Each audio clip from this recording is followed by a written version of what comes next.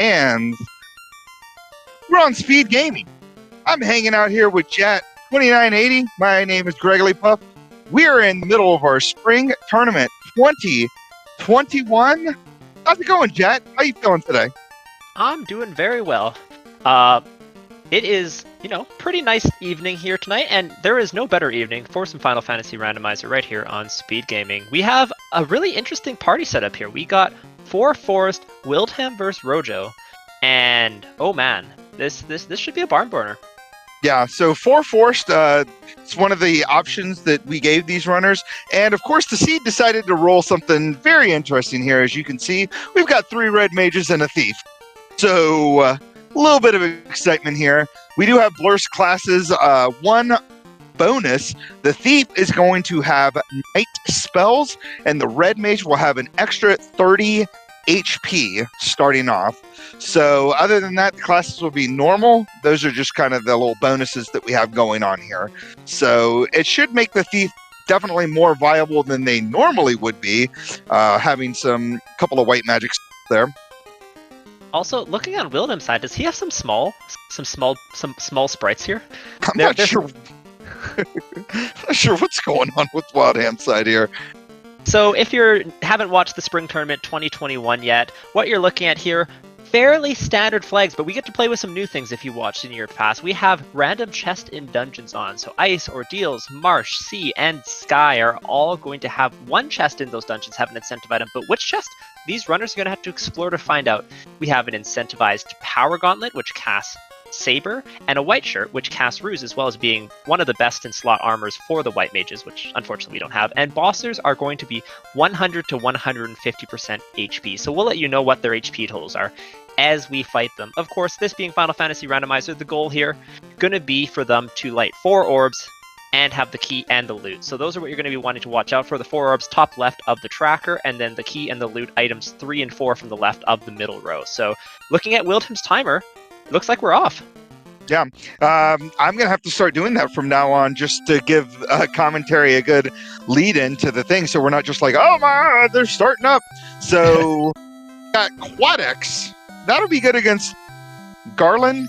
Maybe pick up the pirates, but the white magic spells for the thief, nothing to really write home about. Maybe that Harm 3 will be fine in Ice Cave / Marsh Cave on how things go.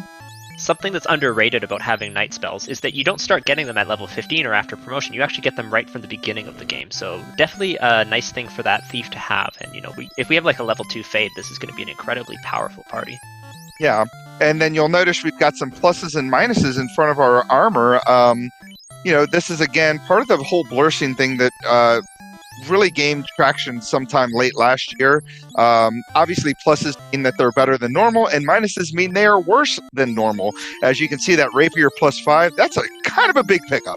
Yeah, and the Saber +5 as well. Those are going to be really nice pickups. 2 damage per positive blursing, as well as more crit rate and more hit percentage. Really what you're going to be looking for. Nice save items available in Canaria, but I didn't see heal pots, so something these runners are going to have to remember for later. As Wildham is our first person out of Canaria and on to the Temple of Fiends Revisited. Or, sorry, just the Temple of Fiends. Back up. Yeah. Hour from now, we'll be in the Temple of Fiends Revisited. Yeah, you're out of control, sir. So, no checking the chests here. Obviously, we know there aren't going to be loose items here, so if you're checking these chests, you're looking for items or money or something like that. Wildham, not interested in any of that. It's going to go on ahead. Hit a Quadex on Garland, but he is actually going to go back in and check the chest. I like this play, especially since he did have the tent there. May as well get Garland out of the way first and see what the rest of the encounter table looks like. Ooh, that encounter table is very interesting. It looks like there's 2 or 3 extremely quick fights off the power cycle and then the 4th one. That's going to say that a grind outside of Mirage Tower is definitely a possibility. Now, this, a thief with a bunch of red mages doesn't really feel like a grind comp, but one of the big things that people take for granted for with fighter comps or black belt comps is just the massive amount of HP your primary melee character gets. This red mage comp with the thief is not going to have that luxury, so they're going to be looking to get a decent chunk of levels on that thief just to ensure Temple of Fiends Revisited safety. Yeah, I couldn't agree with that statement more. We got a slab and a rod. Slab, not really useful right now. Rod, one of course, our go mode items. You need the rod in order to kill our Fiend of Earth. Again, not terribly useful at this current stage without the ship in the canal, but it is go mode as Rojo and Wildham have both taken out Garland, getting their slab, getting their rod, and trying to get an idea of what this encounter table is going to be like. Like you said, that Mirage grind is sounding pretty spicy for me. Yeah, so something that's a little different here is that we have either A or B side tiles on, spike tiles, which are guaranteed encounter tiles, which, they're in set locations throughout the map. And depending on which of those ones we get really could dictate how their grinds go. With a 3 mage and thief party like this, they're probably going to want B-sides as they're going to have more EXP. And this party's almost certainly going to have a sweeper of some type. So yeah. B-side tiles are what these runners are going to be looking for. If it's A-sides, though, that's where that Mirage grind play is really going to come into effect. Wanted to point out something there. Not very good. We got Stop and Lock. Lock's going to be great later on. Stop is an underrated time elemental spell. It's a good spell if you don't have anything better, but we have Exit, and all 4 of our light mages, light warriors can learn that Exit spell.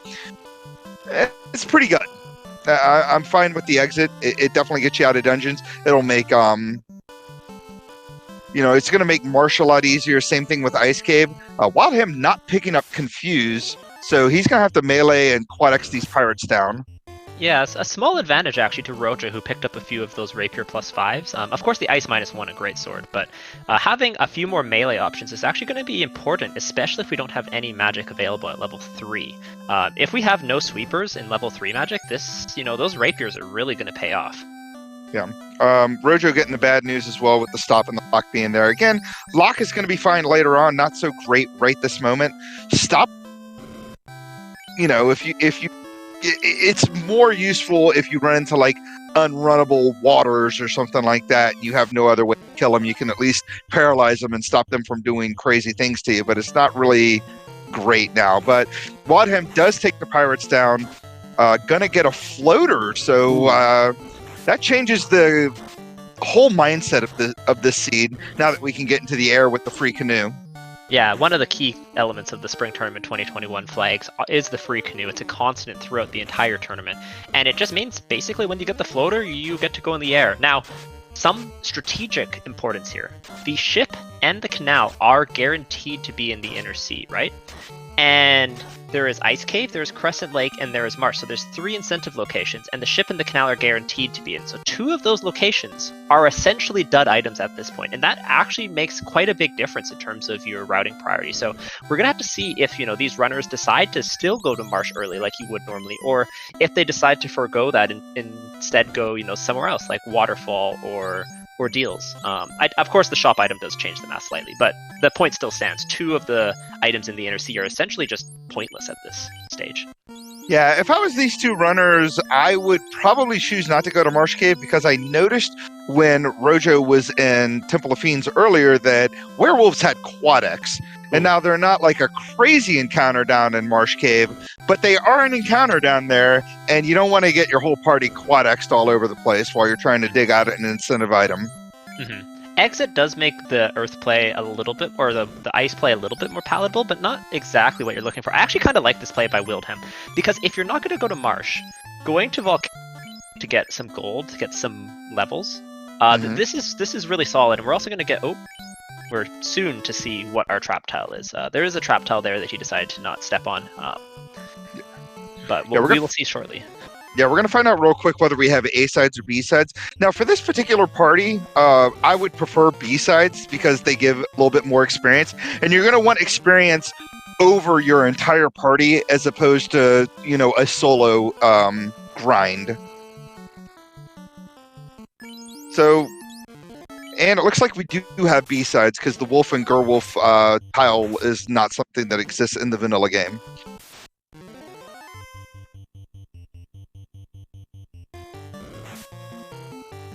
So Wildham getting a ton of money. It looks like 11,000 gold, plus was able to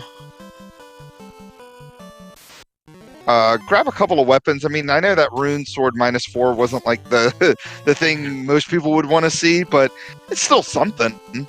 For any new player out there who's playing Final Fantasy Randomizer, if there's one piece of advice that will save minutes off your time, it's try not to like quadruple dip Elfland. Elfland is like one of the single largest time sinks because it's got, you know, very important magic, has a shop, but everything's spread out. You have to like travel through the whole place. Being able to have some money the first time you go there, so that way you can buy most of the magic out, really, really nice if you can do that. And that's kind of what wildham's setting himself up here to do. Is still going to check the sages. Once again, this has a high probability of being the ship or the canal, but it's just such a quick check. Like, there's almost no reason not to do this. Yeah, so I see we got Wall at level, that's Red Wizard learnable. Now, Wall is one of those spells you're kind of like, but with 3 red mages in your party, and the fact that we may potentially not see a ribbon, I like that spell. I like that spell a lot, because Topher can get kind of ugly with the insta kills, and you want to make sure you can protect yourself against things like Bane or Zap or something like that coming out. Yeah. So as Gregory mentioned, Wall giving ribbon-like protection once it's cast, the downside being turnover can happen. But yeah, Rojo in the air, just a few, a minute or so after Wildham, but having already checked Crescent Lake, so yeah. Decent level 3 magic. I love seeing Warp, but no nuke, no fade still. Yeah. Well, and we got Fade, and it's unfortunately completely unlearnable, and the Cure 4, that's got to feel bad. The Heal 3 is fantastic. Who was I listening to who said Heal 3 is the best spell in the game? That was me. Oh, it was you? Okay, yeah. It was me. A little bit of a hot take, but Heal 3 is actually not only a fantastic spell for usability, but it's also a big time save throughout the course of the season. Now, that Life 2 is going to be unfortunate for the Thief that I won't be able to learn it with night spells, but still really good for the Red Wizards, or Red Mages. And that Fast is going to be Ninja learnable, so we have 3 Life casters and 4 Fast casters. That's got to feel good.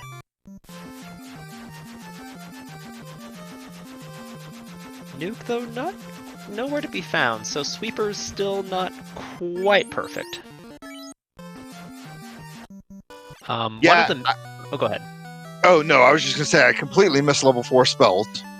Oh, it was Life 2 and Fast were the kind of highlights of level 4 magic. So no nuke, but, those are still 2 absolutely massive spells.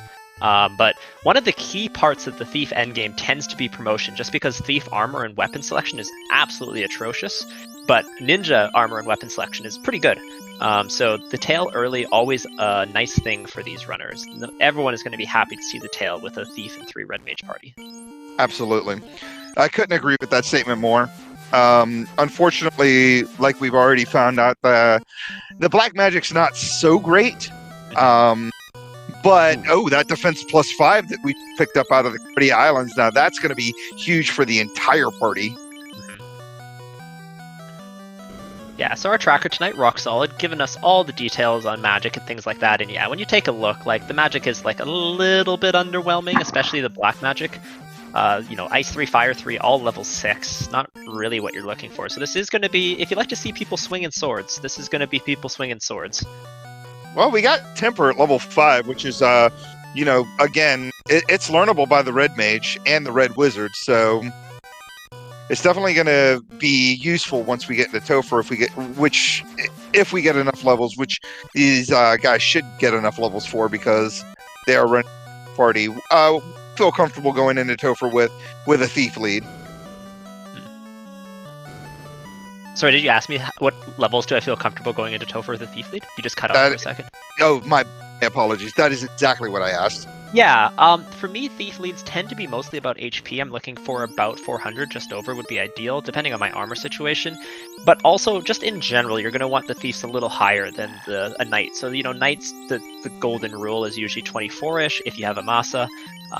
Thieves, I'm looking closer to high 20s, so somewhere like the 27 to 29 range. A little higher if I have a good grind. I might risk a little lower if I have, early nuke, so I could be relying on 3 red mages to cast nuke every turn, but that's not the case here, so...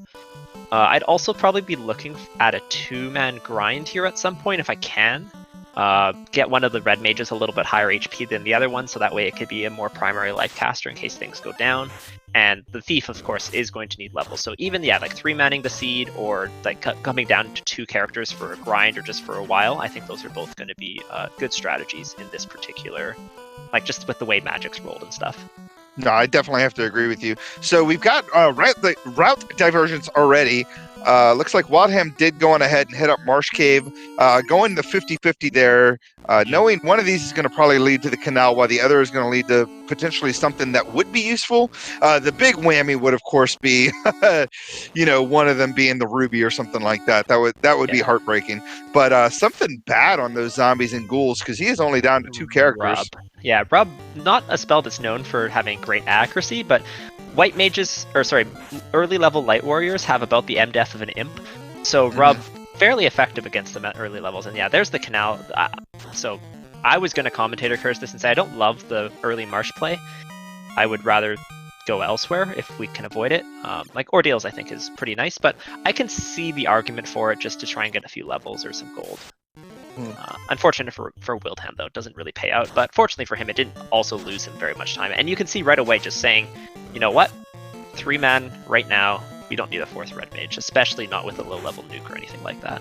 Yeah, you don't really have great magic here. It's not like there's any reason to keep those guys alive. I mean, you may as well get all the experience on your other 2 red mages in that thief. And it's about time Wildham finally make it over here and do his class change. Rojo going into Ordeals was kind of the play that I think we were talking about, like, getting out of the inner sea, knowing that you have like that 50-50 chance of getting that canal, just seeing what else is there.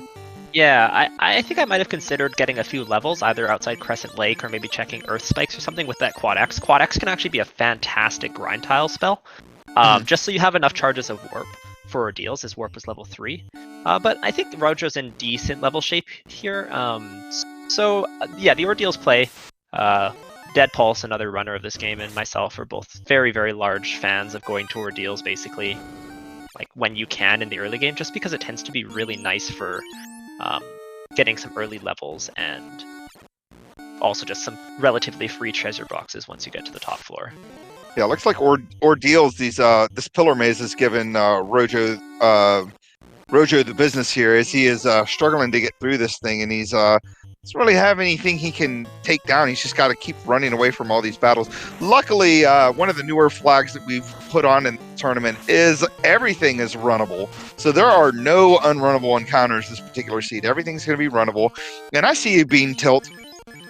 Say hi. I see you in there in chat saying what's up to us. I hope you're having a good time watching us here on SpeedGaming. I was going to mention, though, like, one of the reasons I liked Ordeals is because we have level 3 Warp. Going here without it, this happens. Like, he got first roomed by the first pillar. That's just, like, awful. And this 4-pillar part is so deep in the table. Warp would be a massive time save here. And, like, a lot of the time, early levels you can think of as an investment. It's not a time loss. It's a time investment, and you're hoping to reap the reward. And there he lost almost a minute to a minute and a half, almost 2 minutes, without being able to get any EXP. Just, walking back to the first pillar, and he's doing it again here. So that's where taking a few levels outside and getting Warp first might have made a difference. We'll see what Rojo decides to do. He's taking a few levels here, and I think he has a house as well. So he's going to get his Warp charges up just a touch, and that should let him get through this Ordeals Mage quite a bit faster. Yeah. 4th pillar, just nasty. Yeah, there's nothing worse than getting 4th pillared. Like, I would get, like, let me get the other 3 rooms wrong. Ooh, this is spicy with that level 1 harm 3. Yeah, 4th pillared. Also 4th pillared in, like, the second last room. Just like, that's where you lose a bunch of time in Ordeals. Picking up a crown, so we don't know what that turns into yet. We must go return it to the kindly old King Astos. Hello, though. Did you see what I saw? I saw it. Katana -3. Now, I was more interested. I'm kind of shocked Rojo didn't harm 3 those vampires. I mean, he should have 3 on all 3 of those light warriors, and he could stand to have the levels. So I'm a little shocked. I actually agree with his play, but I know where you're coming from, Griggly. If he came here a little bit higher level, that would have been fantastic. But he's so low Like, those wizards are just gonna, or not wizards, those Those vamps vampires, yeah. are just gonna murder his party. I think running was really the only option. It's just so unfortunate, because you would love to try a hard 3 there. But, like, if he doesn't get turn order, he could just die. Oh my gosh, these fighters actually are not quad Xable, which has got to be some kind of anomaly in Final Fantasy Randomizer. I can't remember the last time I couldn't quad X a fighter So, over here on Rojo's side. So yeah, this tile will also do well for not really the quote-unquote end game grind, but this is going to be a good tile to get your party into the mid levels. Unfortunately, he's out of quad X's and he's not really swinging that hard. Once again, coming in here just like fairly low leveled, so I don't know if he's going to even be able to take this again, just because the fight's going to take forever. I don't think so, but that gets him to a level 11. I would be fine with that, and then you know that it exists, and he's not even going to walk out. He's just going to go on ahead, exit out. Wildham, this. Ooh, hello. I know, that's interesting information, considering that green Ds do exist on a B-side tile, and we know they are quad Xable, and that is the best tile in the game, is 3 to 4 green dragons. If you can kill them, and quad Xable, you definitely can kill them. Ooh, that is rough information out of Waterfall there. Getting the ruby, that is another one of our womp womp kind of yeah, wildham items. just, absolutely striking out left, right, and center here. Not his fault, actually, just, deciding to do Marsh, which was a little bit of a risky play, but got punished with the Canal, and then doing Waterfall, which is totally reasonable, and just getting punished with another dud in the Ruby. Not really what you want to see if you're a Wildham fan. Yeah, Rojo helping us out here, pointing out that Cure 4 and Fade are completely unlearnable by his entire party of red mages and night spell learnable. If you're new to the game, our runners play quite fast, but the characters who can learn a spell will put their hands up into their victory pose when they're hovering a spell they can learn. So if you're really quick on the uptake, you can kind of see if it's learnable. It's also a really, really handy tool for new players to learn. Yeah. So Rojo do kind of, because he wasn't able to hop into Volcano, he saved Elfland for later, so he was able to just hop into Elfland one time as opposed to, obviously doing the double dip. Oh my gosh, I didn't even notice how expensive the key was here. Yep, this is our tracker Rock Solid 84 also had that in our notes. And yeah, this is going to be an Elfland double dip for pretty much everyone, and maybe a triple dip for Wildham. But I think he'll come in with enough gold probably on the second dive. So 2 dips of Elfland, not the end of the world. Yeah, at least for Wildham, he's going to have the levels to be able to maybe potentially take down either the Fighter Mage tile or the Wiz Vamp tile a couple times and be able to get the money, specifically from the vampires. Vampires are like dragons. They have tons of money. They just hoard it. Yeah, so, yeah, both our runners. Wildham has actually cleared a little bit more, but all of his clearing has essentially been pointless outside of levels. Rojo has cleared the one important dungeon, but a little bit behind in terms of exploration. And if he ends up having to clear Marsh and Waterfall anyways, or like he just does, then Wildham's exploration advantage will kind of hold a little bit more true. It also does mean that I believe Ice Cave is going to be required. Yeah.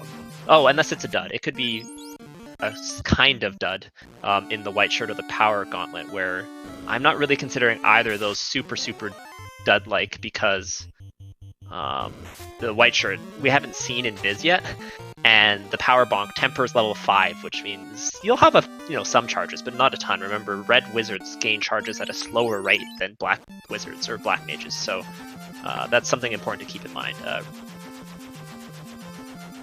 Yeah. Well, it looks like Rojo turning in that crown. Yep. Rojo turning in the crown, getting the herb, so kind of like a weird vanilla-ish kind of thing, leads to the White Shirt, so Ordeal is actually not required at this point. So So if Wildham can avoid going to Ordeals, which we know has 2 pretty decent grind tiles there, that could save him a little bit of time, since obviously we aren't going to need that white shirt to finish the game. We don't have a white mage that can equip it, and I mean, I agree. Oh, I guess we did find the defense sword. That makes a big difference. yeah, I mean, having the invis fine, but I think Ruse was red learnable at level 5, which I know is, of course, sharing the same slot as Temper, so you're not going to want to use all your charges there, but you still have the option to get your evasion up without the white shirt. Okay, so yeah, Rojo is going to Marsh. This makes sense. You kind of don't want to go to Waterfall potentially before you get the Oxyale, so that way you can dive C at the same time. Wildham is going to be able to afford that key and going to pick up the Canary, a locked incentive. Yeah, and we got the bottle right off the... Another fetch quest. Yeah, I'm thinking more about the white shirt, but here's the other thing. The Katana was also in Ordeals, so missing that could be really important. There are 2 Katanas in the item pool. So the item pool is shuffled throughout all the chests in the game, but there's still the same number of each item in this particular flag set. So finding the second katana could be elusive for Wildham, which could make going to Ordeals, work out better for him. And freedom! Freedom! The normal hooray dwarf, we're sending him home to his family after years of enslavement, where we just make him say hooray every time we pass him by. So he's pretty happy about that. And we get the Oxyale. I was going to say, that feels really bad for Wildham that he did that early. Oh, he picks up a katana, though. So, and a Vorpal, unfortunately, rolls kind of down. A little bit of that -4 doesn't feel good. Katana going to be a little bit more useful than the Vorpal, but at least you can put the Vorpal on one of your red mages, I suppose. The katana, of course, being basically a better Vorpal in every way. The only problem with it is that it's only equipable by the ninja. But in this case, with the Force Ninja Party, that katana is about as good of a weapon as we can find. The Masa will be slightly better than it if it rolls neutral -1 or better or so. But maybe even a little bit lower. But, most Masas will be better than it, but basically no other weapon's going to compete. Yeah, I just wanted to point out something on Wildham's side. Unfortunately, he did the waterfall dive, getting the ruby, and then eventually doing that whole slab to T, finally getting the Oxyale, and it's just like a double dip of that continent. It's got to feel pretty bad for Wildham, especially after going to Marsh Cave and getting the canal out of there as well. So he's got to be kind of Tilt City, USA. Yeah, Wildham can be a pretty cool cucumber, but we do have some cool sync here. Both runners in Marsh. Both runners actually do know that this ice cave is going to be not quote-unquote 100% required, but has an item that they're going to care about, either the power bomb or something that is required. So, this ice dive makes a lot of sense. They don't really have the tools to deal with Sea Shrine right now. So, this makes sense. Warp exit also really nice here. Yeah, both runners not picking up the harm 3 that was in level 1, and it's got to feel pretty bad for both of them going through Ice Cave right now, especially when you could take down those. You could potentially take down all those images and wraiths pretty easily, and then this Mud Golem pack's just gonna ambush him with his thief in the front row. That's got to feel bad. You kind of expect to get a better magic by the time you're have access to level 1 through 5, but the best sweeper from level 1 through 5 is Ice 2 and Lit 2, so not inspiring at all. Quad X is going to be the name of the game, and this is really the type of seed which I think incentivizes trying to find a tile or trying to find a desert grind that you can Quad X down, and then getting some levels so that way you can punch your way through / survive a few punches where necessary. The general strategy in FFR is to do incentive locations, which is exactly what these runners are doing. But I believe that in this particular case, because the magic's so bad and your HP pool is so low, getting even a few more levels than you would normally before you start diving incentive dungeons might be valuable. Yeah, and Axel Higgs pointing out in chat what I was going to talk about. That Rock Golem, Mud Golem pack that's on the dropdown is ambush happy because it got Rojo. Well, so this might be an ugly ice cave to have to go through, especially since we know it's 95% required at this point. I mean, it could potentially lead to the power bonk, but it's more than likely going to lead to something that these runners are going to need to get through the rest of the game. I guess. Ooh, and Wizards with Thunder. Sorry, I did not mean to interrupt you. Oh, That no. is just heartbreaking. So Rojo diving a third time. If this wipes again, which I'm not saying it's going to wipe again, but there's a pretty good chance this wipes again. I hope that an adjustment is made, because like Wizards with Thunder combined with that Mudgall tile, it's just not good. Okay, Rojo or Wildham not getting ambushed, that's huge, and he gets away. Okay, that's really nice. Yeah. Let's see what the second trap is. Is this the Wizards? Oh no. Nope, it's Wiz Mummies, which again, it's just that harm 3 that was there that I feel like we saw. Like, I'm not making that up, and I feel like that would be kind of useful here at this point, just to get some levels. It's one of those spells which a lot of the time you can just overlook because you just find Fire 3, and then you're like, why do I have Harm 3? I'm never casting it. But, you know, once in a while the magic rolls in such a way that it's just like super valuable. I do like Wildham's adjustments and also Rojo's, both of them really leaning on that Quad X. Quad X is a fantastic spell. What it does is it kills any enemy that has less than 300 HP and does not resist Death Element. If those two conditions are met, it dies. 100% guaranteed. So it's a little bit different than a lot of the other insta-deaths. And, you know, it can be used to great effectiveness. So, and we have the chime.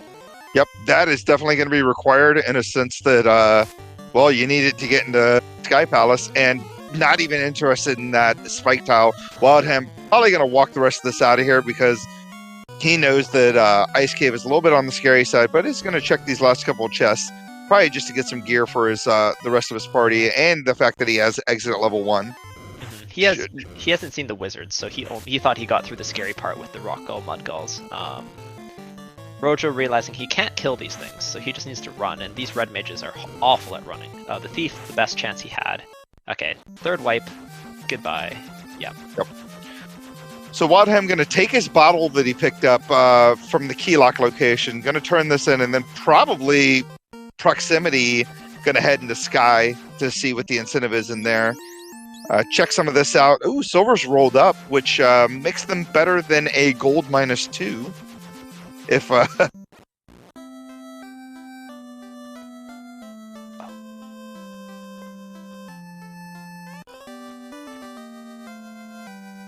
so Rojo going to go on ahead and turn his slab as well and do that fetch quest.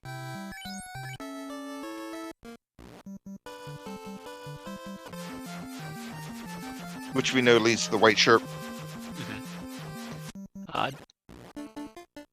Rojo finally... Oh, sorry.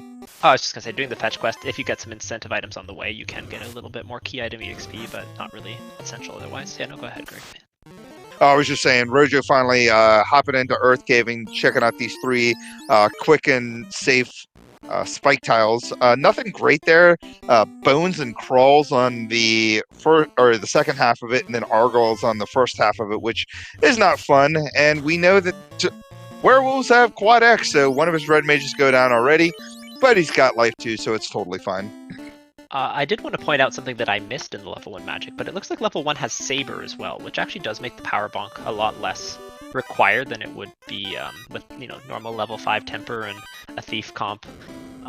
Saber is the exact same thing that the power gauntlet casts, so having it available even if you only have 4 charges of it is going to be quite valuable. Yeah. So interesting move here. Wildham gets the crystal from the fairy, decides to hit up Ordeals because he's in the area instead of going to Sky. We know that what Ordeals has is not required, but he's in a better position to potentially take on these spike tiles that are in here. Now, granted, again, keep talking about that harm. He doesn't have it, so he's not going to be able to take down the vampires, but he could take down that fighter tile. Yeah, I mean, he's already got a katana, so he's actually not going to get terribly much out of here, but still interesting. Another thing that I guess we should mention is we're about 30 minutes into the seed now is we're still missing a ribbon. And we've opened, you know, not a ton of chests, but a decent chunk of them.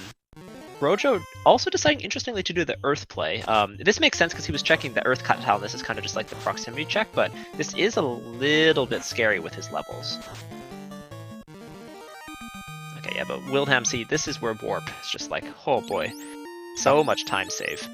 Because these were all full laps that Rojo had to make, and Wildham is able to do all 3 pillars in like 20 seconds. Yeah, so he'll be able to get in and out of ordeals significantly quicker than Rojo did about 15 minutes ago, or however long ago that was when he went here. Yeah, Wildham probably saving like close to two minutes here, which is huge. Yeah. Groger's packing the heat there, and he sees these vampires. Oh, he does have the harm 3, or at least on somebody he has the harm 3. Yeah, on the ninja, interestingly enough, knowing that the ninja would only have white magic. Well, I think that it was because of the night spells. I want to say that harm 3 potentially rolled maybe that 4th slot, so he couldn't put it on his red mages at the time. And something wiped Rojo out of Earth Cave. I completely missed it. Yeah, that's just rough. Okay, yeah, Wildham is going for this fight. Ice 2, of course, not effective against these vampires. And there comes out the rub. That means the harm 3 caster got turn ordered. Hopefully these things have no HP. Remember I mentioned for Rojo's party this fight was scary? Wildham's a bit better prepared, but this fight's still terrifying. Especially if these guys have rub. He must have pro rings or just lucky. Pro rings or just lucky. Or just oh, expert comes out. Well, if it comes back around to rub, then things are going to get ugly real quick. Fast also kind of scary. 2 vampires left though. Yeah, I don't like this tile anymore. I liked it. I liked it before I realized they had spells.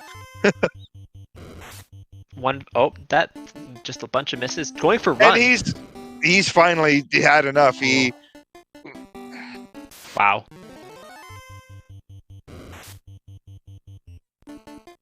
Okay, Rojo's like, I've wiped out of ice, I've wiped out of earth, maybe Volcano will be kinder.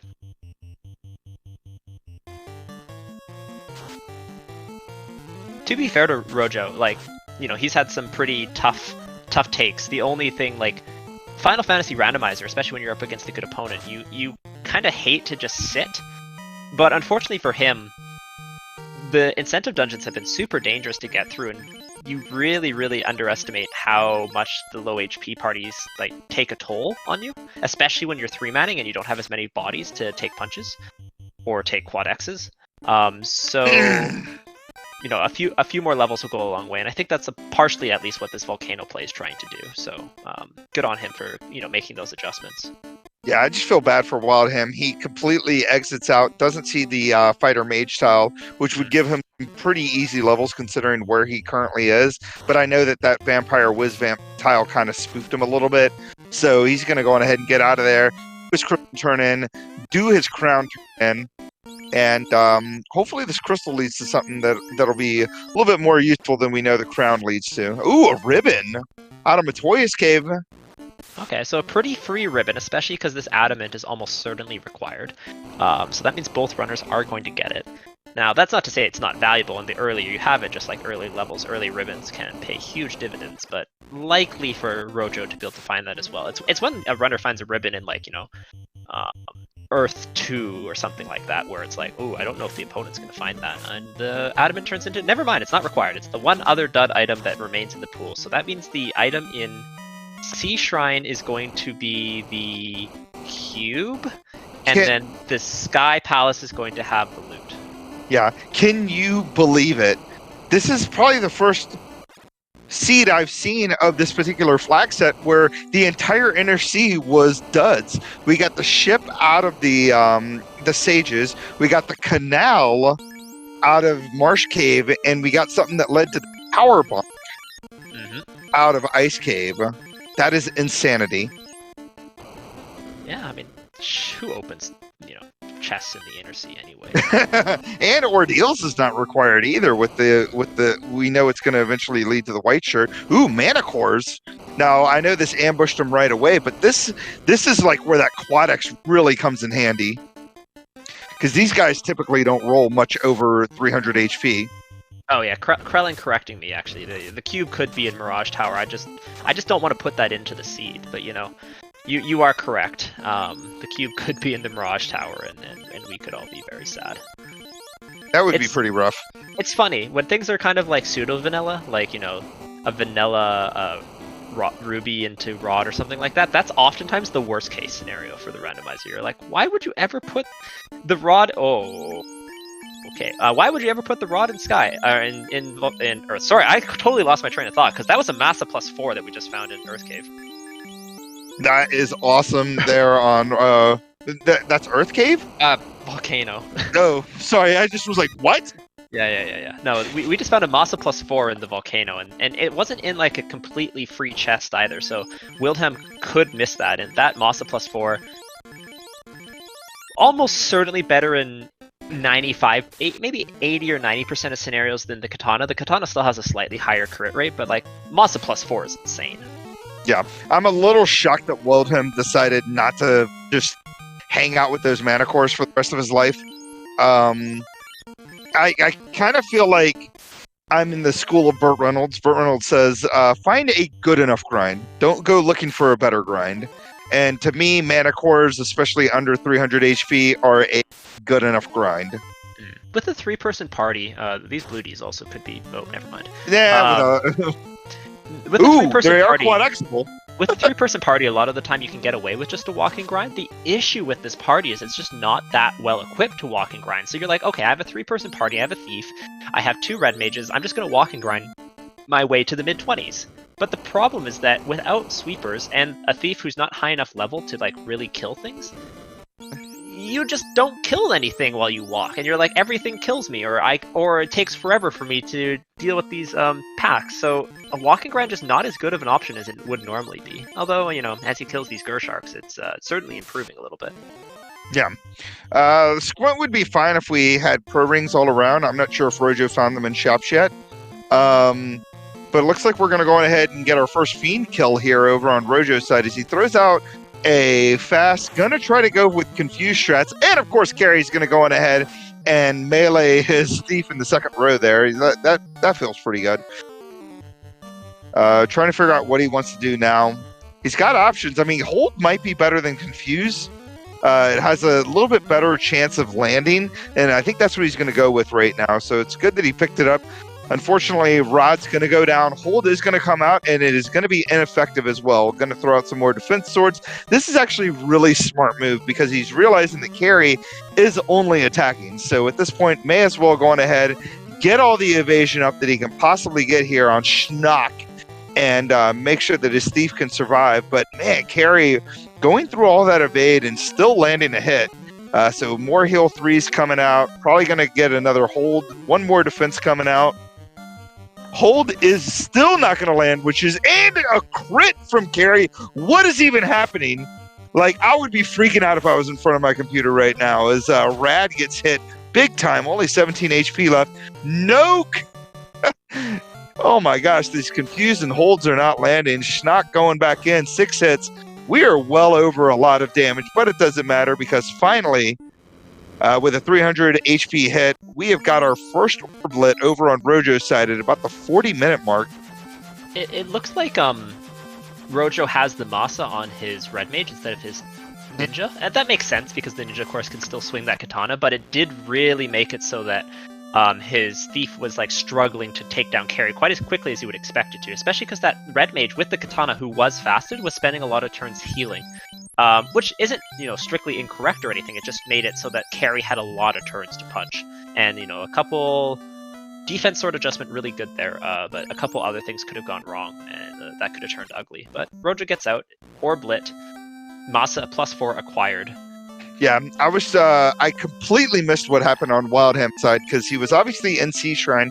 I feel like he didn't do enough in Sea Shrine during that Carrie battle to have killed Kraken, but he must have found whatever in there. So did you happen to see what the incentive item was in Sea Shrine? No, I did not see it, but I also got the impression that he found something and just peaced out and was like, you know what? I don't want to be here. So we'll see if people in chat picked up or if he just straight up wiped out. He must have wiped out or something. Rojo going, probably checking the spike tile here since I know he's already killed Astos. He may hang out on those mana cores that I mentioned earlier. And Wildham doing the thing that we talked about earlier, he is going to do a Mirage grind. Going to look for some T-Rexes, hopefully. Now, there's four different encounter zones in this area. One in each quadrant of this particular desert here. And you could potentially find that juicy T-Rex that may have rolled low enough to throw a quad X at. Yeah, and Kilo, Steak and Wings, as we call the Tyro and Wyvern, not really what you're looking for. So I hope, I would anticipate that he goes somewhere else, but it looks like I'm not quite right. Maybe it's something Steak and Wings, some bit of a walk, and Kilo Steak and Wings, so maybe he's just going to do that loop a few times. I would still probably like lean towards checking the other zones first, though, just with like the super quick first encounter. Especially since this Tyro appears to have well over 600 HP. It looked like he hit something over 200 and something over 300 and still had the quad X him down. This all being said, like, we've been talking about this for a while, but I think getting some levels, even if they are a little bit slow, is huge here. Like, you really do want to get some levels, and then he can go into Sky and hopefully, or Mirage Tower and hopefully get a key item or go all the ways through if he found the cube in Sea Shrine.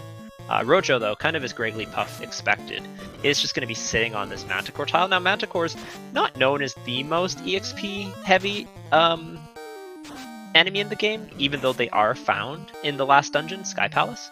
But they just aren't doing anything, and they have low HP, so that's actually pretty good. Yeah, I think we all were watching the carry fight, Phil.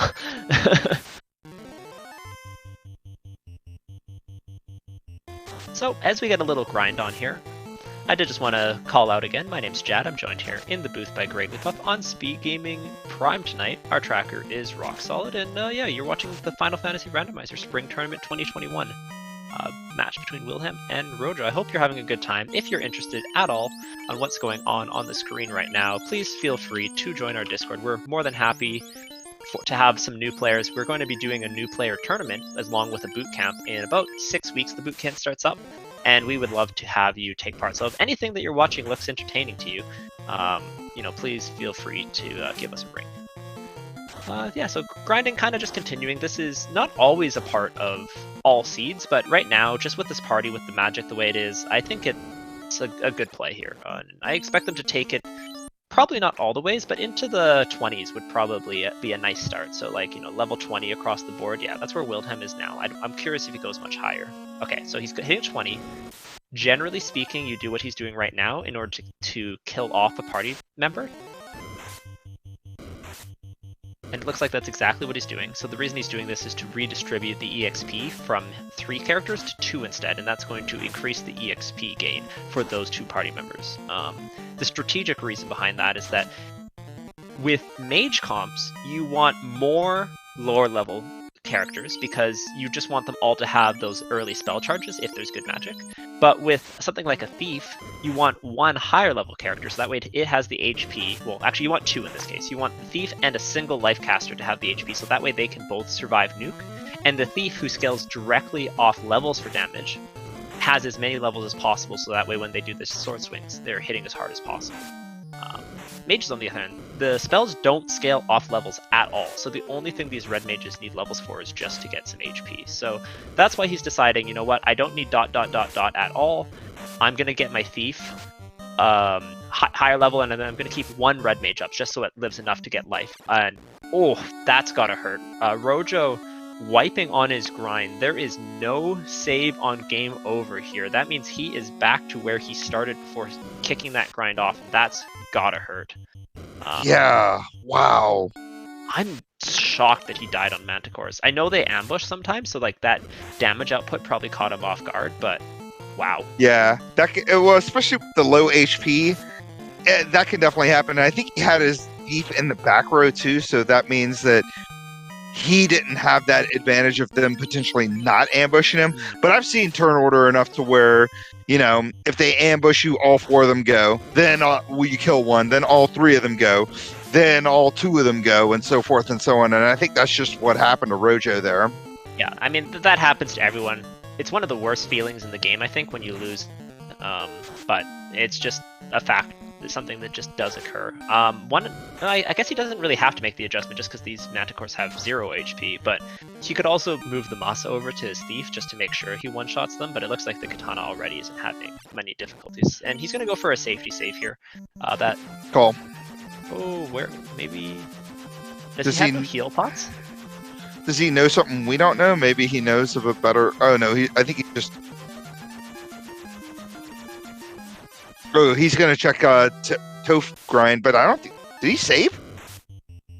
Yes, he did save when he left. Okay. All right, so we're going to get our first look here at the Toph grind, and it is something he probably does not want to see with this with this thief. The interesting thing is, like, once again, this is where I think the checking the desert might be another option that would come to mind. The desert is in many ways like 4 different spike tile checks, and one of the biggest things about the desert grind is if you accidentally just wipe, it's like, oh, oops, I guess I wiped. I lose 1 fight. Versus, you know, when you're in a dungeon or something awful like Ice Cave, you can lose everything. He's just checking his chest, I think. Because, these tiles are always the same. Yeah, so I was interested to see that wildham still on this particular quadrant. Instead of... Has he checked the other quadrants? Has he done top left, bottom left, any of that stuff? It looks like Rojo, another wipe there out of Toph on that image Wraith tile. Yeah, not that I'm aware of that wildham checked the other ones, but he may have. And Chad Burt saying in chat, slower but safer. It's not always slower. I would say the Steak and Wing grind is a little bit on the slow side, because they're just not worth a ton of EXP. They take a bunch of turns to kill. He has to reset a bunch. So yeah, it's not the best, but like Sandworms can be just as fast, if not faster. And the T-Rex, if it rolls low, holy smokes, that thing can be blazing fast and one of the best grinds you can find. Yeah, I'm just, again, kind of shocked that he hasn't at least explored the other quadrants here just to see if he can find that mystical, magical T-Rex that... wildham is he's a very good player. I wouldn't surprise me if he did check and we just were blind. Yeah, we can ask him after the seed's over. Mm-hmm. Yeah, wildham, one of our devs, like our big time devs, recently, I mean, Blurst gear, Blurst classes, this whole random treasure in dungeons. I mean, this is all wildham. He just joined our community literally right before the spring tournament 2020 last year. So only been around for just about a year and has done so much work for us here at Final Fantasy Randomizers. Completely changed the game at least that I started playing back in 2018. Yeah, I think one of the especially nice notes for wildham is that he doesn't only just add features, he adds very well thought out features. Just like fully baked, like that have very specific gameplay uses. Like, you know, random chest in dungeon is an excellent example. And he also is willing to tweak them once he's created them. So yeah, big shout out to him for the work that he's done on this game. Yeah, and apparently he also wanted us to know that something about the HP,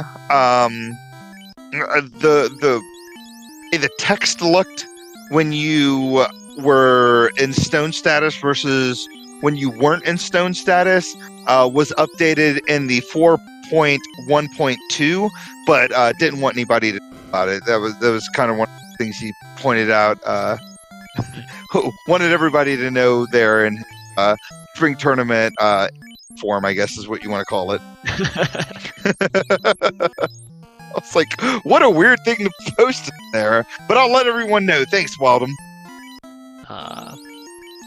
So it looks like our the grind segment of Final Fantasy Randomizer is done. If you've watched like Dragon Warrior Randomizer, usually our grind segment is on the shorter side compared to something like that. But we got a decent amount of steak and wings tonight, and a few manticores on the side as well. Wildham though about to go and finish clearing Sea Shrine. So based off this, I'm going to assume that he just wiped out of here, and that's why he went to the desert to get some levels, and now he's finishing the full clear in order to figure out what the heck's in here. I believe it has to be... Oh, no, sorry. It doesn't have to be the cube, but I believe the cube is either here or in Mirage Tower, so...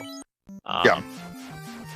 And the other item's the key, so whatever... Or the loot, sorry. So whatever he finds here is going to be required, so this full clear is valuable.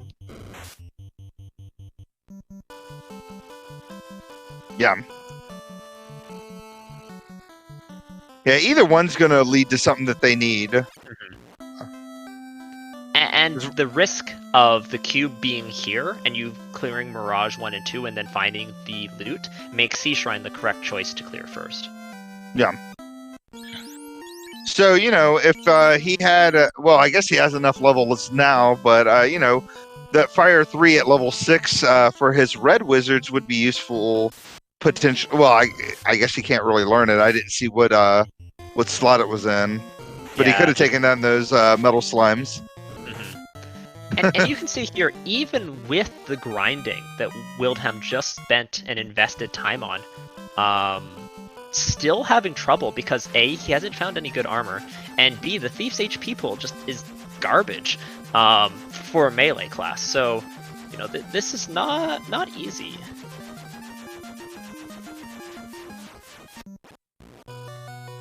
Rojo hopefully going to check these boxes. Yeah, okay, so he is going to find that ribbon. He'll be very happy to see that. Yeah. Wildham, able to get away from this battle, is going to be able to life to his ninja back. But yeah, that ribbon's going to make Rojo feel a little bit better here. Wildham still clearing this area out, but I couldn't agree with what you said there more. I mean, even at what are we, mid-20s, like 25, 26, and lobsters are still scary. Heck, these R-bones are scary. As you can see, Red 2's already down to like 78 HP. So the ninja does have like some very good armor that he can equip, and if we can find some of that, that would make a huge difference. So the ice and flame set is really important for the ninja. So the ice and flame armor and the ice and flame shield, ideally one of each. So you want like the flame armor and the ice shield, or vice versa, because that will provide maximum elemental resistance while also giving you high absorb values. So those would actually be a pretty important pickup for this party. As you can see, yeah, this thief level 25, and that's just slightly below what you kind of want to be at for HP in terms of like Temple of Fiends Revisited readiness, but still struggling. Just no armor. That's the problem. Yeah, and Wildham right now realizing that on Kraken's side, whatever he wanted was not there, so he's going to have to go to Mermaid's side while trying to take down Kraken. And I am looking at our spells right now, and I don't see any sort of insta-kill aside from the Quad X that he can use for Kraken. This is going to be fast strats. I think he's going to move the red mages to slot 1 and 2, and then the ninja to slot 4. Yep, and then going to be going with fast. And I think this play makes sense. This ninja should do tons of damage. Something that we've changed is the ninja has double the hit growth. So the ninja is a damage monster, especially with a katana. So 10 swings, he's going to be doing about... I bet he'll get a few more crits. He's probably going to hit for about 450 damage next turn. So Kraken should go down in 2 turns here. So this turn, going to do some chip damage, and then I think next turn you'll go with quad X's on your mages. Yeah.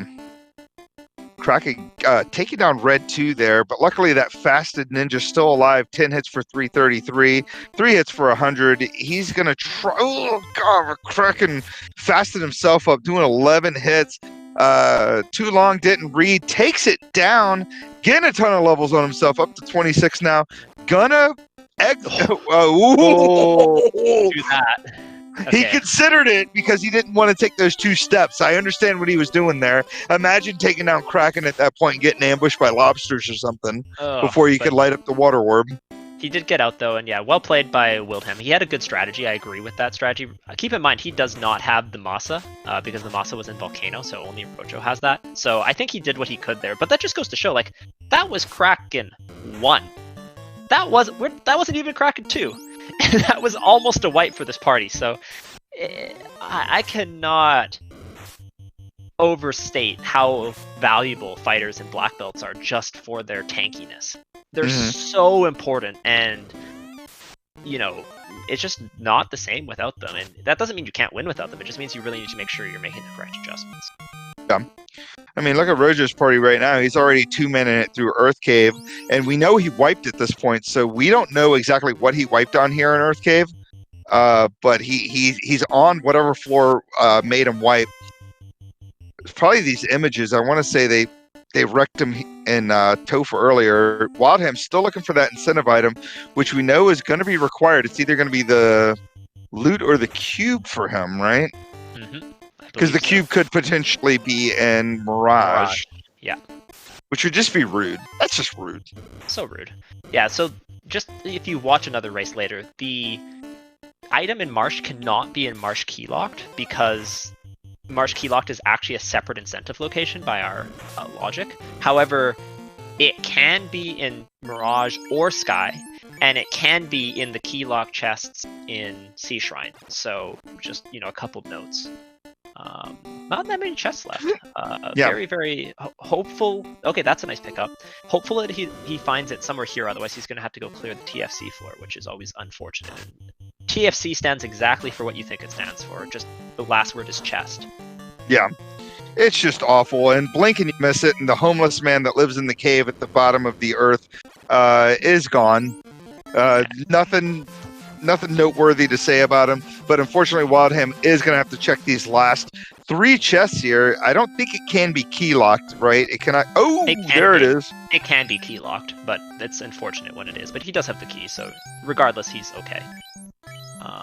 Yeah, the site has a setting for before locking or something like that, or after, and it's just on full random right now, so it actually can be in TFC, which would be deeply unfortunate for certain scenarios. So Yeah, this does mean that we have the cube in Mirage. Ew, gross. Yeah, and I think this is the first time we've seen at this spring tournament that the cube has been in the incentive Mirage. And granted, it's kind of weird how the logic would work there, because you would think, well, it is Sky incentive. Would the logic work to put it in Mirage and but I guess it does. So now we know the cube can potentially be in incentive Sky as long as it lands in Mirage. Yep, that is definitely the case. I've seen it once or twice in practice, but yeah. So here we go. Wildham with the knowledge, but with 1 orblet at this point.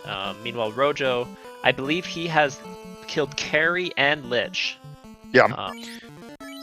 So pretty even race here overall, I would say. Wildham, slight exploration lead, but Earth Cave is no joke in terms of time losing, right? Like Earth Cave takes forever to clear, so it really could be anyone's game.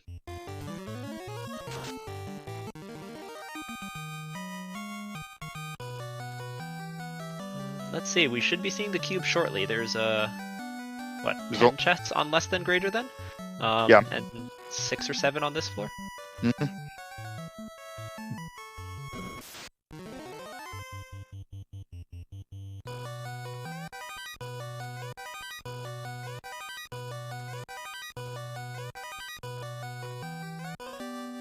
Rojo getting his what? I think it's Sandstorm. Okay. Or Sandstone. The ruby thing. I was like, What is that? So there's 2 fun percent flags that you'll see on once in a while. One is the multi-instrumentalist Sarah, which renames the loot, and another is Titan's favorite food, which renames the ruby, generally to another gem, but there's also other gems thrown in there, like hot dogs. So yeah, that's the Sandstone, which he could feed to the Titan, but is completely optional with the floater.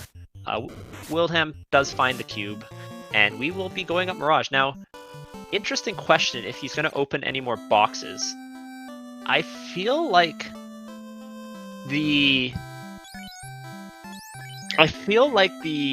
party is a little bit short on armor, but it's not desperate, so I'm kind of curious to see what Wildham's decision is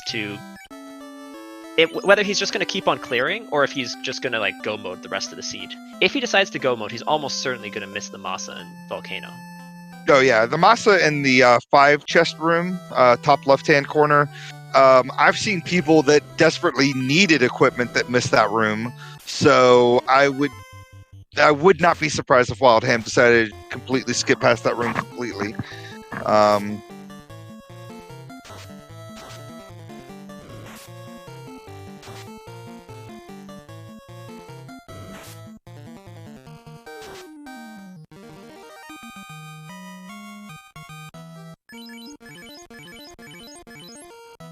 But yeah, I mean, based on the fact that Wildham is not even opening boxes on this floor, means he's not interested in opening any more boxes. Yeah, and a potential time save for Rojo would be if he went to Mermaids first, but he is not, and that honestly is the logical decision. I can't really blame him for that.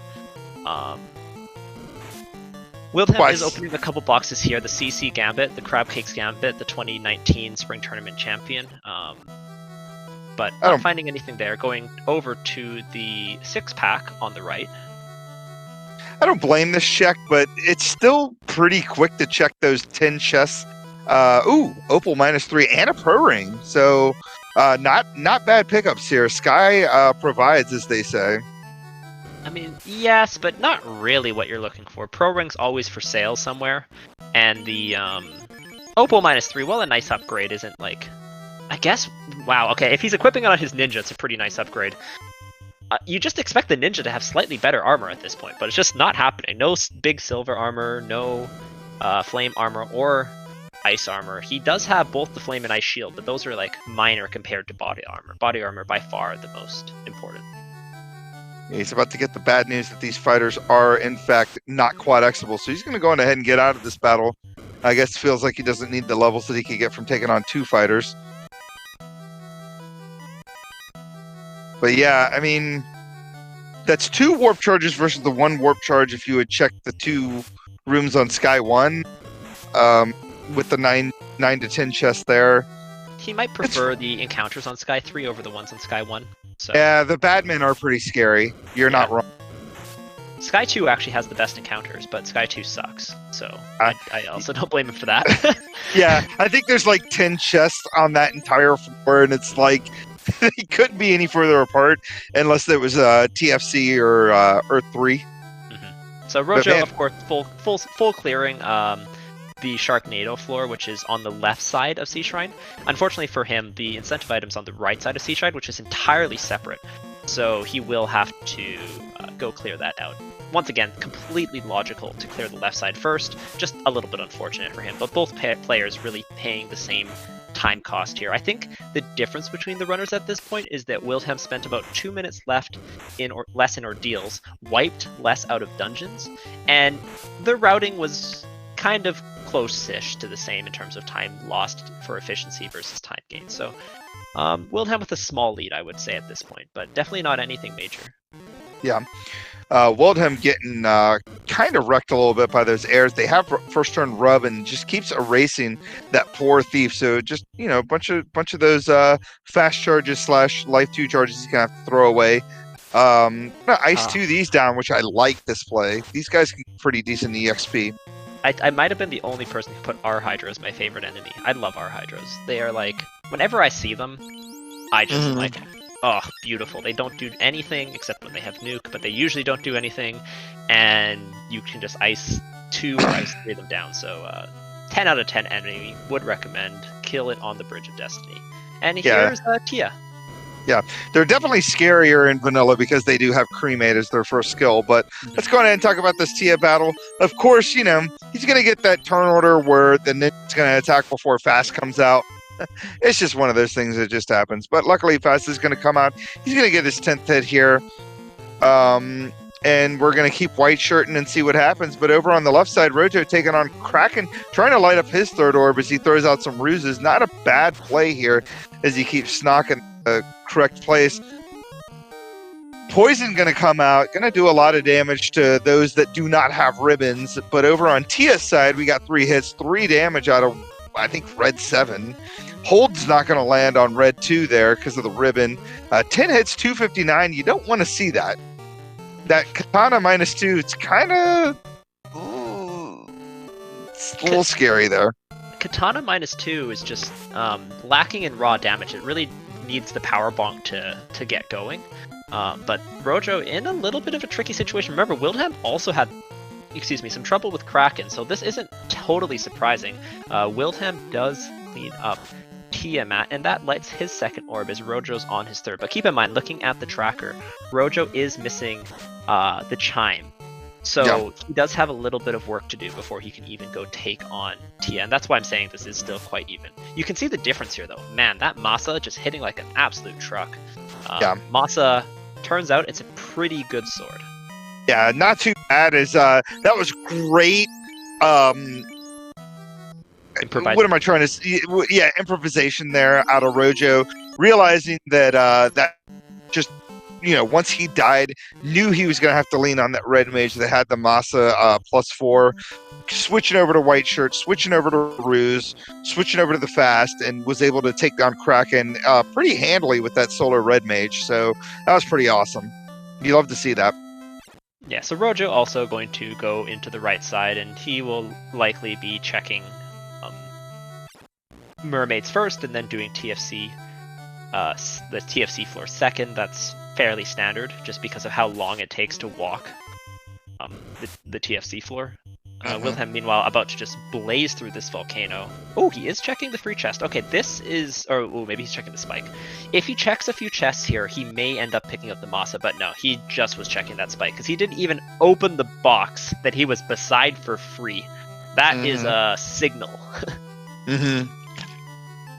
Now, this is unfortunate for Wildham, because we saw what kind of damage Rojo's red mage was doing with that Masa. Imagine if that Masa was on a thief's hand with the extra hit percentage. Yeah, it's just... Yeah, I want to say the thief gets an extra swing on the Masa, like with the Masa. It doesn't matter the pluses, as long as it's not minus, it's going to be as good as it gets. And the thief will get the extra swing, I want to say, in like the high 20s. Yeah, Wildham just completely blown by the room that we know has the Masa immune. This could be a game changer here for Rojo because of the Masa. I've seen it happen before. It happened last year for me, specifically in my race against Dangwu, where he was able to find the Masa, and I had a katana, and that was just what he needed in order to make things work for him. But he's going to be able to do something against these blue Ds because he has the pro rings, he has the quad X, he realizes the quad Xable. Might take a few extra levels here and maybe make that katana -2 do things. Yeah, Phil Collins saying in chat, skipping all the chests feels bad, but like, to be honest, I think skipping all the chests here is totally reasonable. Wildham, I think, is making the correct, not assumption, but like the correct play and understanding how the seed's playing, which is that he needs levels more than he needs gear. The gear is good enough. The levels are what's going to cause him problems. So taking this blue D going to work out well for him. Yeah. If his thief can ever survive. Yeah, I can agree with him, and especially at this point, like I know we're only an hour 10 in, but you always still feel behind. You never know what your opponent's doing, and this is spring tournament. You want to do the best that you can possibly do, and finish the race before your opponent, and so you'll take certain risks that'll get you there. So yeah, you can see here, Rojo is going to go clear, I believe, Ice Cave. Meanwhile, Wildham is clearing the third Fiend Dungeon. But Wildham with a small level advantage. This is still a very close race. Rojo with the Orb advantage, but he's still a key item away from being able to enter the Sky Palace. He does have the loot, though. So he is just one item essentially away from Go Mode, with the cube being in Mirage, and he will have that information as soon as he gets the chime here. This Blue D battle is very annoying for Wildham. I'd be freaking out right now because they keep killing this ninja. They're giving his red mages all the levels they could ever need, but he doesn't want the levels. He needs the levels on his ninja. And granted, his ninja is level 29, but again, that katana rolled -2. He probably wants to at least get some amount of levels on him. I feel like he's in okay shape. Like, yes, he needs some levels, but he has 3 characters now with over 400 HP, 2 solid life casters, and with Saber at level 1, the red mages actually, and a bit of the ability to cast fast, they actually can be a backup damage dealer as well if he decides to go pick up that Saber. So, not in a terrible position. Rojo with that Masa, though, is going to have a little bit more breathing room, and therefore could have slightly lower levels. So Wildham taking on carry here. We know that Rojo was able to get through carry, not too, pretty easily, but man, 10 hits, 120, that just goes to show just how much better that Masamune is going to be in the end game. 10 hits, 267. That's just... Yeah, the katana only has 28 base damage, with the -2. So it just needs like 2 power bonks, and it's going to be doing crazy good damage with a fast. So it just needs a little bit of setup, that's all. Yeah. couldn't agree with that more. And it looks like he's already moving a fast charge over to red 7, which appears to have a Ice Vorpal. Sword -1. Oh, is that a Vorpal? I think it's the Vorpal. It might be the Ice Sword -1, but I think it's the Vorpal. Yeah, 6 hits, 17. Not sure if that was the Vorpal or not, but able to take Carry down with a little bit of a whimper there. Lighten up his third orb. Gonna need to go take on Lich, and then should be in tow for not too much long, or maybe another 3 or 4 minutes or so. Gonna do some last minute shopping, I assume. We know Ruse and Harm 4 were here. I don't remember anything to write home about in Black Magic. Oh, Temper. Oh, that's kind of to write home about. Yeah, that's super important. It's funny because Temper's not that important for black belts in general. Usually they need fast and lock. But with this Katana -2, Temper's huge, actually. That Katana's going to have a fantastic crit rate. And Wildham's still looking for a grind. Interesting. I can see him not wanting to continue to grind that Blue D, so he just was like, I'm going to just keep searching, but not finding it. Rojo, with the Chime, just picked up the cube. He's going to be in a pretty good shape here. Yeah.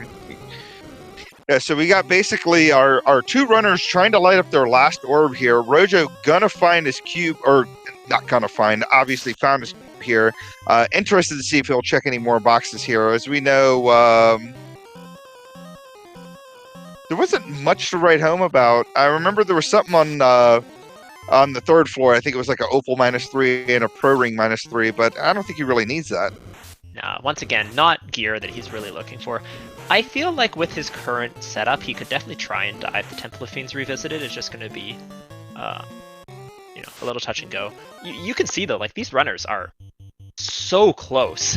But Wildham with just a small level lead, and Rojo with a small gear advantage. It's crazy how close this race is right now. Rojo may decide to take a few fights on the way up though, which could slow him down because his levels are just slightly underwhelming still, especially for a 2-man, right? Mm-hmm. Yeah, Retro Gaming Wildham isn't playing Black Mage Rainbow today. No. This was a forced party? For forced, I turned off all the nuns, I turned on the forced, and this is what we got. 1 ninja and 3 red mages. The all-red party. Which, with Temper being level 5, I might have... keeping a 3rd red mage up just so you have those extra Temper charges, it might have been kind of decent. I mean, obviously you wouldn't have known that until you had seen level 5 magic, but... These guys don't really get that many charges of level 5 magic kind of levels.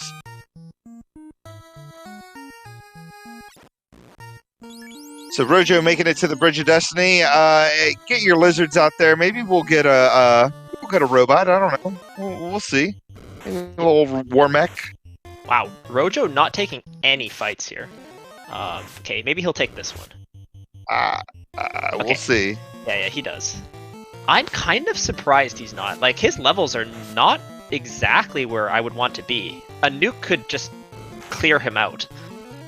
Maybe he's thinking to himself he'll just grind those mana cores that he saw in Northwest Castle, or maybe those blue Ds or something like that, and just try to get levels on a grind tile as opposed to a walking grind going through here. But already level 24, not that far behind Wildham, even though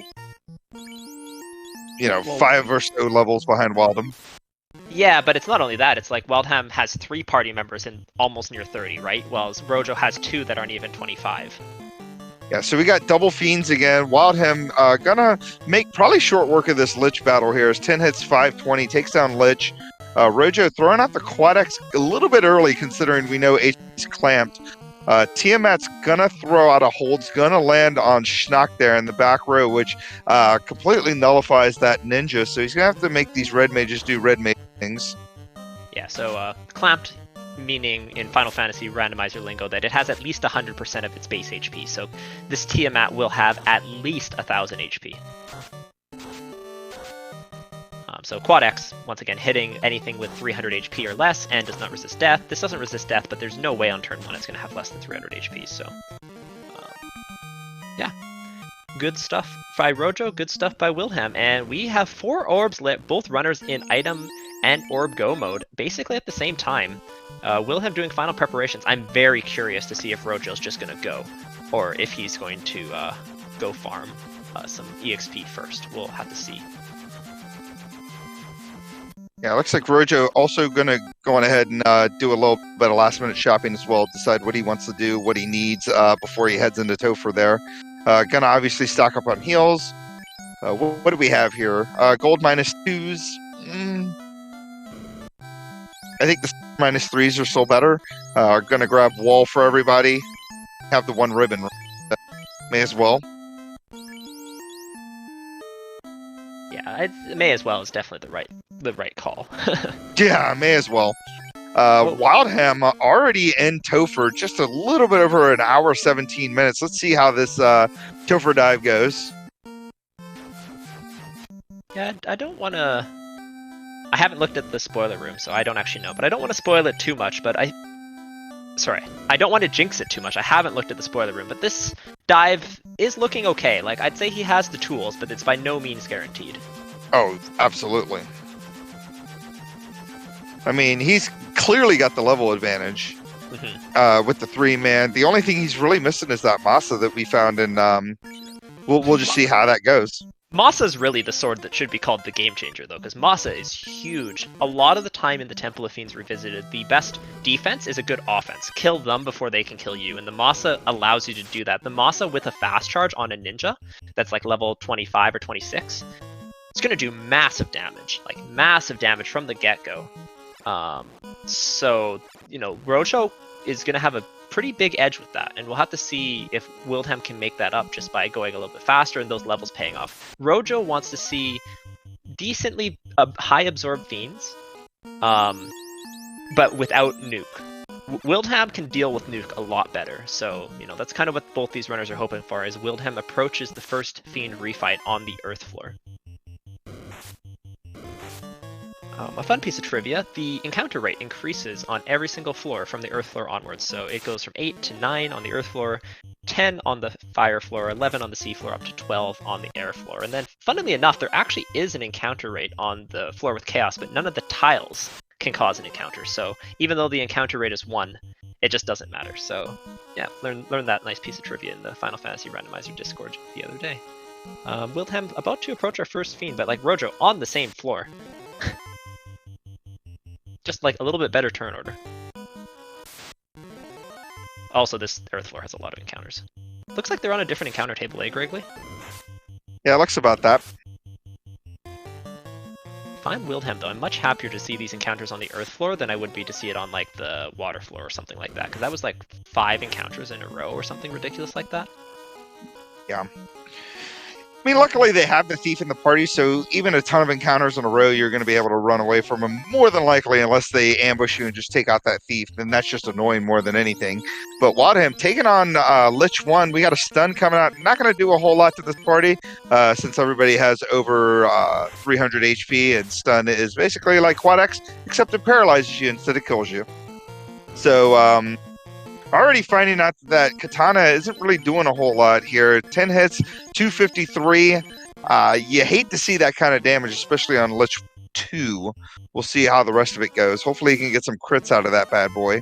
I think he has to power bonk on turn 1, at least. So I'm curious if he's going to make that adjustment. I know you want to go speed and power, but like speed and power is just not happening with this Katana -2. I think it just absolutely requires the 1, extra damage. Yeah, I agree. Rojo, 4 hits, 2 something out of that red mage. 2 hits, 52, takes down Lich 2. Rojo going to go on ahead and move on to the carries floor as well. And Wildham, 1 floor, well, not really 1 floor, just 1 fiend ahead of him. As he takes your advice, he must have heard you through the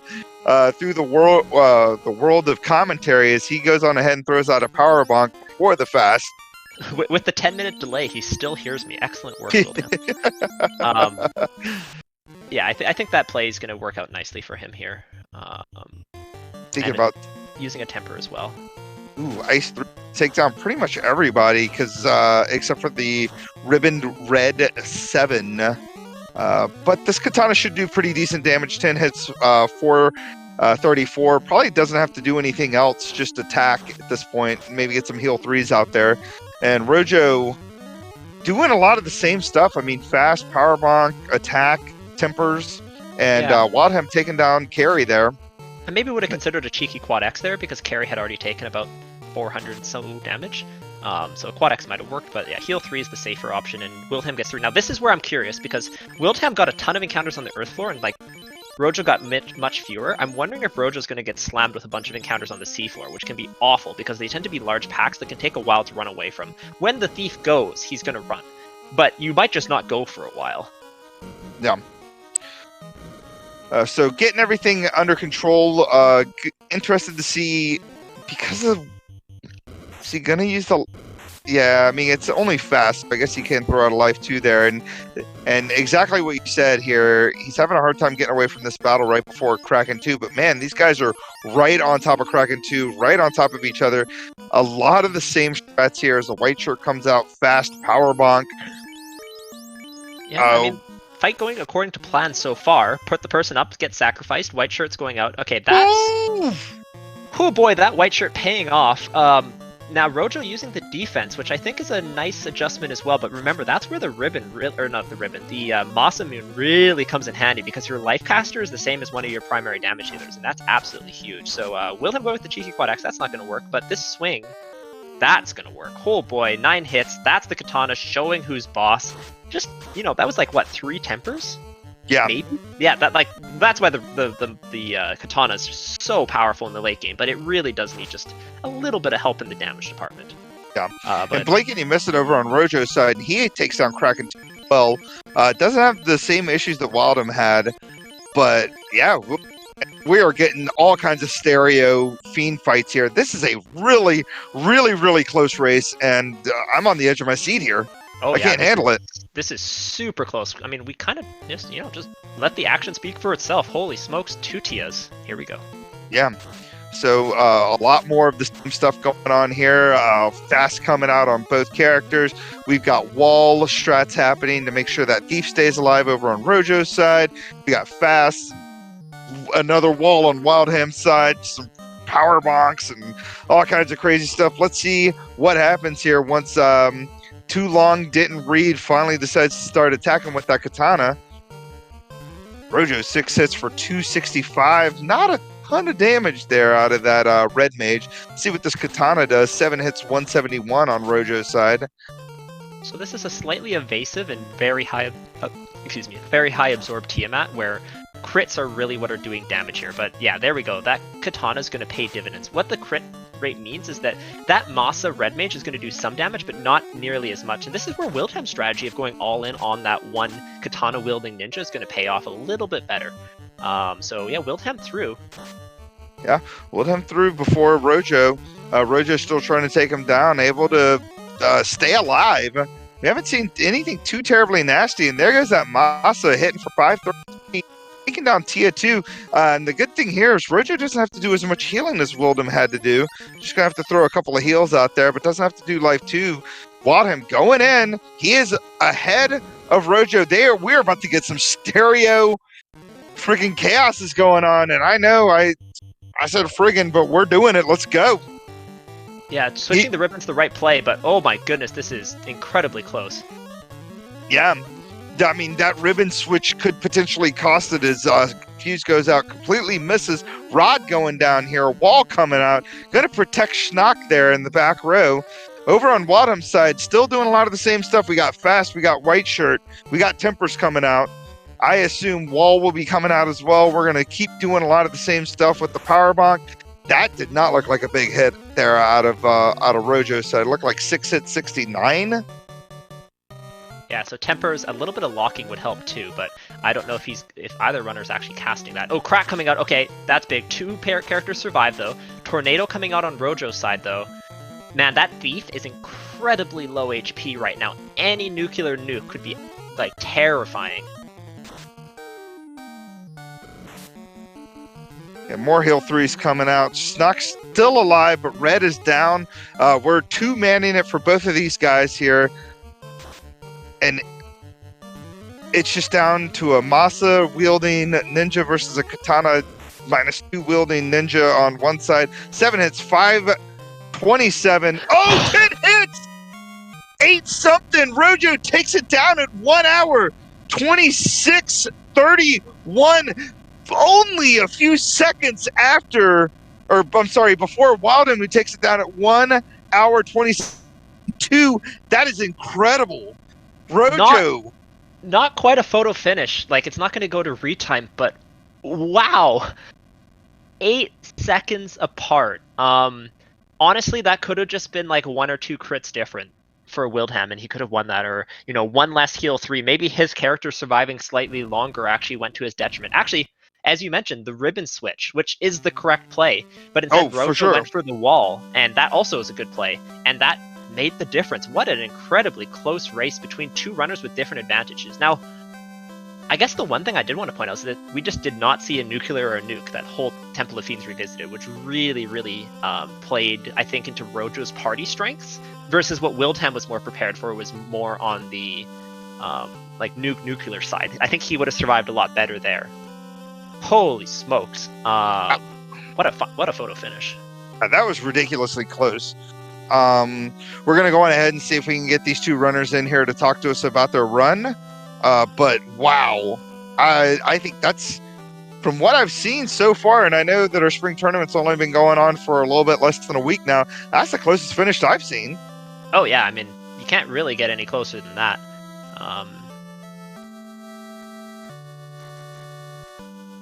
I'm gonna go on ahead and see if I can get these guys in. Oh, never mind. You're on top of it.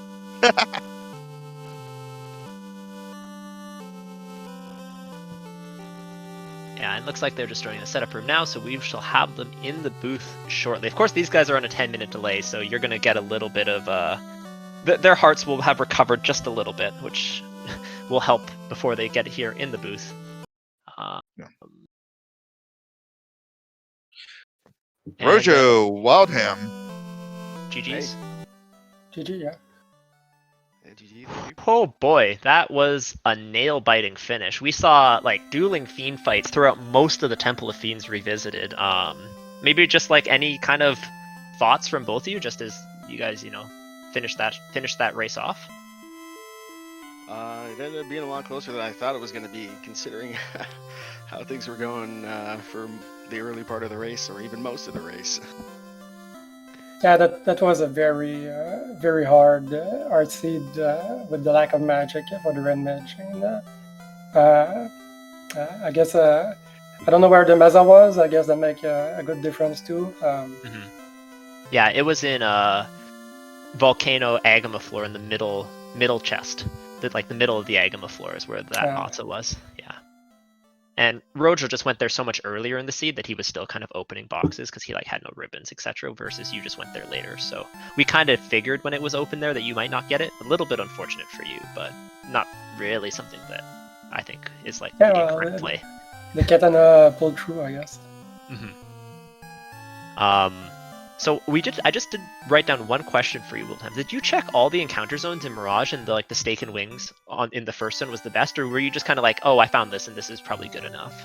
Yeah, as soon as I saw Tyrex on the first encounter, I just came at it. That's what I was looking for. That's fair. Rojo, you know, you hit that pretty nasty ice cave in the early game. What kind of influenced your decision to say was it like, I'm on my 3rd dive, so I'm going to stop here, and then what was the thoughts going through your head at that point? Frustration. Yes. Because yeah, I mean, I think the first time I wiped was avoidable because I think I had life 2 and I just didn't use it. Or maybe I didn't have charges. I don't know, but yeah, I just, I had the floater. There's so much left that I could explore, so I was like, you know what, it's not working, and Thunder, that's bad news when you're like level 8 or whatever, so why don't you come back later? Yeah, Wildham hit the Mudgull Rockgull tile, got ambushed by wiped once, but didn't find the Thunder Wizards on the 2nd dive like you did, so he did get through. He also made up a little bit of time in Ordeals with Warp early. I think you checked Elfland after the fact because you wanted to get some money first, Rojo. I'm assuming that was kind of the thought pattern that was going on in your head? Yeah, I don't think I had much money, and the encounters in Ordeals are usually not too bad unless they roll like skills or spells or something. So I figured, just to try it, and if it doesn't work, we can still leave because we have the airship. Encounters weren't too bad. Fourth pillar was pretty rude to you though.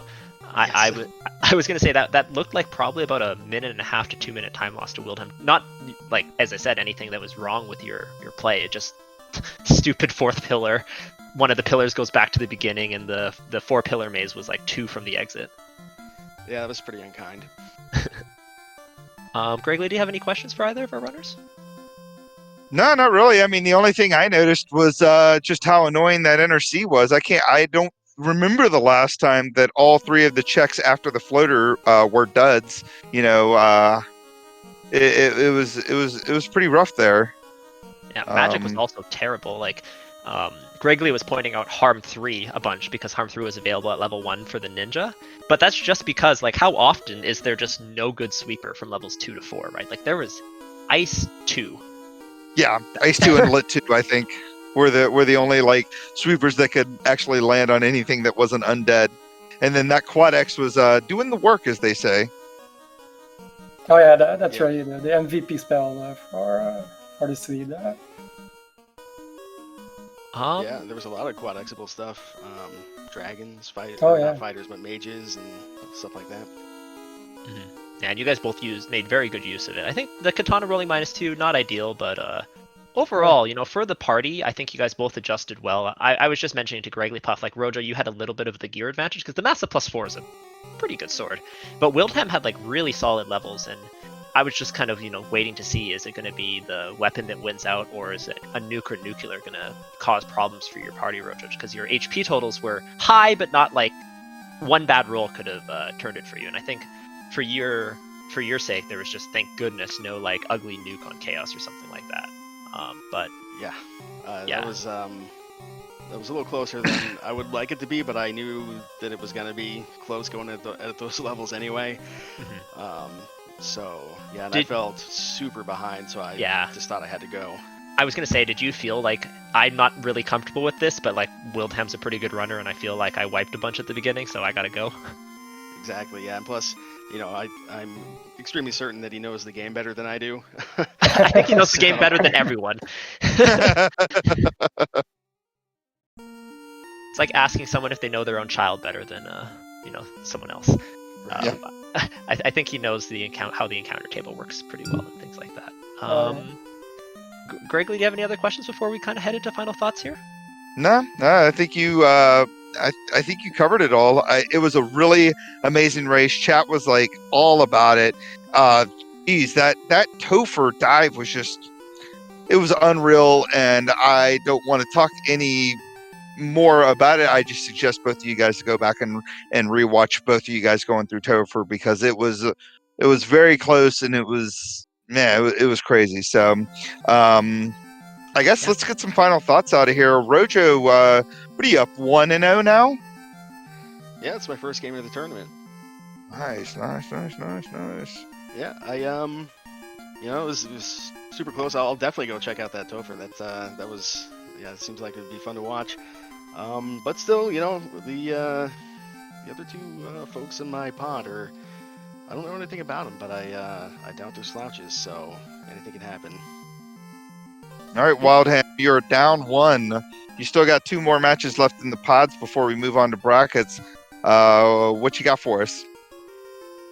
Well, as Rulo said, I mean, my 2 next opponents are actually practice a lot. They're actually quite good, and it's I'm not out of this yet. I'll have to fight as hard as I did tonight if I want to win my next match. Okay. Awesome. Good fighting words. I like it. Do you want to give some final thoughts, Gregory, and I'll wrap us up here tonight? I just appreciate SpeedGaming for having us out here. Of course, our 2 runners, Rojo and Wildham. Everybody out in chat for watching us here on SpeedGaming Prime. Great match. Love seeing Thief triple red mage there. Just something more interesting than our standard, you know, fighter comp or whatever. Obviously, it was awesome having Jat here. Jat 2980 hanging out with me, doing comms. And of course, Rock Solid for doing our tracking tonight. We got all kinds of races, so please join the Discord.